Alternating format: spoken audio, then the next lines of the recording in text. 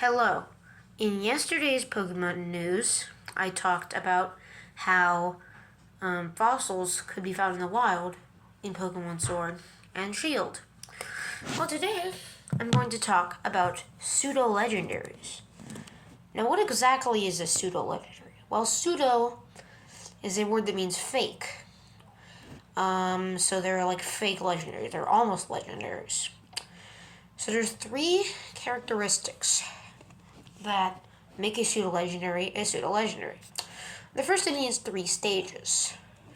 So if it has 2 stages, it doesn't count. If it has 1 stage, it doesn't count, like legendaries. The next one is it needs 600 base stat. So even if a Pokemon does fit, like Haxorus, even if it is 3 stages, it's lower than 600, so it's not considered one. And third, it has to level up slowly. If it levels up slowly, that means it needs 1.25 million experience points to reach level 100, starting from level 1. So there might even be some Pokemon that fit into the above categories, but it does not fit this third category. It probably levels up too fast. Pokemon that experience leveling up rate is called the slow experience group. Also, most pseudo-legendaries are dragon type. A lot of people who do not want there to be another dragon type pseudo-legendary, we only have 2 pseudo-legendaries that are not dragon. Whenever I made up my own region, I made 3 pseudo-legendaries, and all 3 of them are not dragon. And in the fan game Pokemon Sword, Light, and Lunar Dark, all 5 of them are dragon. And in Pokemon Uranium, I think 2 of them are not dragon. There's 3 and 2 of them are not dragon, one of them is. So yeah, most of them are dragon type. So here's how to go over Pokemon Sword and Shield pseudo-legendaries. First we're going to cover Dratini, Dragonair, and Dragonite from Generation 1.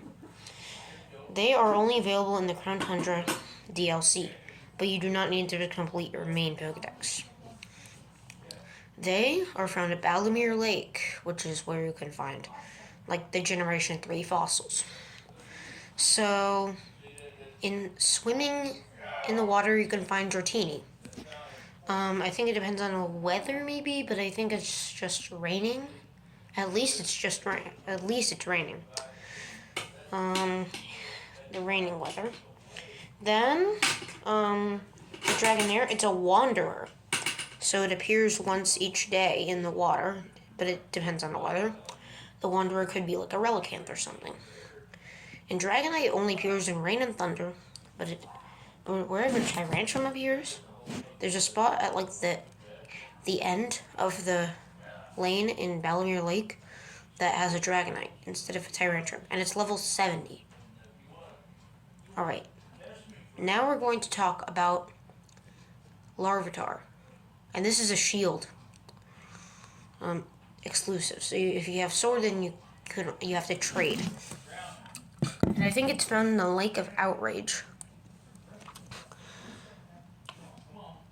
Usually it's just the base form and the middle evolution that's in the wild. So that's the Lake of Outrage is home to a bunch of rare Pokemon.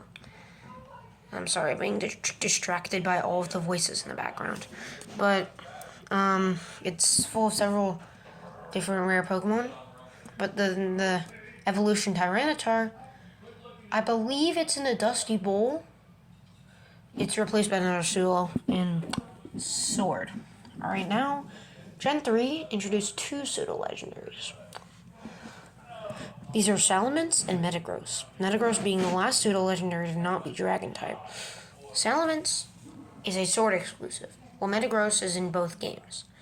Salamence, it requires the Crown Tundra, and you can find it in the tunnel to the top. There's Bagon there, Shelcon is not in the wild, and there's a wandering Salamence. Metagross is in the area right beneath it, the Snowslide Slope. Beldum is in the grass. Metang and Metagross are wanderers. Most pseudo-legendaries have a catch rate of 45.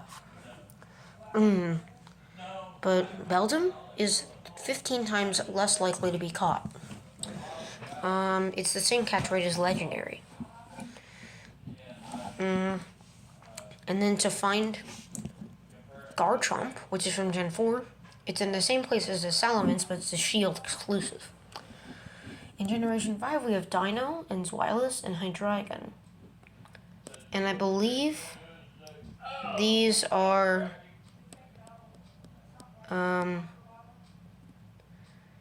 I think these are available in the... I'm not actually sure, but for sure it's in the Crown Tundra. I've seen a wandering Hydreigon in the Roaring Sea Caves. So I don't remember seeing a Zweilous in the Lake of Out, but I think it is. I think there is a Zweilous. For the 6th generation, we have another Shield exclusive, this being Goodra, and it's in the Lake of Outrage again. There's actually no wandering Goodra, ever, because you have to evolve it while it's raining. And even in the rain in the Lake of Outrage, the wandering is always the Grapplocks, which is always there. The Hatterene, always there. I believe there's a Shinotic or something. Yeah, Shinotic. And the Eevee evolution, which is in this case Vaporeon. There's only 4, and there will always be 4. So there's no wandering Goodra, but Goomy and Sliggoo are there. For Generation 7 is a Sword exclusive. It's Jangmo-o, Hakamo-o, and Kamo-o. For Jangmo-o and Hakamo-o, you need to find it yet again in the Lake of Outrage. But I believe it's also available on Challenge Road in the Isle of Armor. Kamo-o replaces Tyranitar in the Dusty Bolt for the Wanderer. And finally, Generation 8 Pseudo-Legendary Dragapult. Dreepy and Dracloak can be found in the Lake of Outrage in certain weather conditions. Dragon types, obviously. Well, it's interesting that Dracloak is easier to get because you can actually see it in the wild, but Dreepy is not. It's in the question mark encounters. And then Arctibax and Frigibax and Excalibur are Generation 9, which means they're not in Sword and Shield.